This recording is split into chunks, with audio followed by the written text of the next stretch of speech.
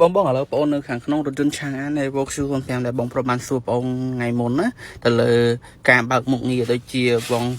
បួងចកោតអញ្ចឹងអត់ត្រង់ពេលបងលុកទៅគឺវាលាចកោតមកត្រង់វិញដោយស្វ័យប្រវត្តិអញ្ចឹងមុខងារបើកបងចូលទៅលើកន្លែងរូបឡាននេះសិទ្ធិញបងមើលទៅលើពាក្យថាបើកបោអញ្ចឹងបងចូលកន្លែងបើកបោហ្នឹងដំបងវាលោតផ្ទះចេះអញ្ចឹងបង scroll វាឡើងលើតិចមកបងមើលទៅលើពាក្យនេះកង់ត្រឡប់ទៅស្វ័យប្រវត្តិអញ្ចឹងបងបើកមុខងារហ្នឹងមកគឺឡានហ្នឹងនឹងដំណើរការដូចបងបួងចកោតទៅអត់ត្រង់វាបងលុកទៅគឺវានឹងលាចកោតមកត្រង់ជូនបងវិញជឿបងតេស្តខាងក្រៅជូនបងទៅលើការលាចកោតរបស់វាអញ្ចឹងបងឃើញជាក់ស្ដែងហ្នឹងនេះបងបួងចកោតរៀងខុសបន្តិចអញ្ចឹងកង់វានឹងអត់ស្មើហើយបងនឹងតម្លាក់កញ្ចក់បងចាំមើលថាវាធ្វើការបានល្អអត់ទៅលើមុខងារហ្នឹងនេះចកោតវាហើយកង់ក៏ចាយឲ្យបងអញ្ចឹងយើងបើកមុខងារនឹងហើយយើងគាត់ទៅចុចទៅលើលុកអញ្ចឹងវាចកោតនឹងនេះហើយវាចក់នឹងឡើងដែរនេះបងចកោតវើមកត្រង់វិញធម្មតាហើយកង់ក៏ត្រង់ដែរបងអញ្ចឹងមុខងារនេះពិសេសទៅលើឆាងអានៃ Volkswagen 05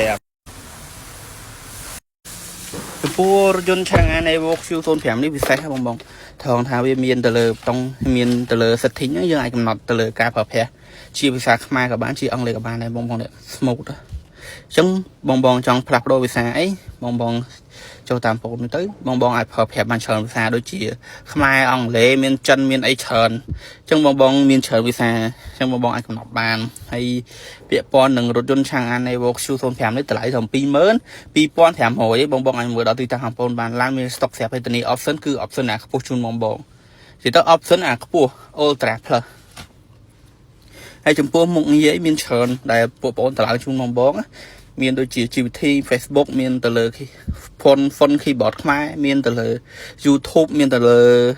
អីច្រើនបងក្នុងការប្រើប្រាស់ហើយឡាននេះវាជាបង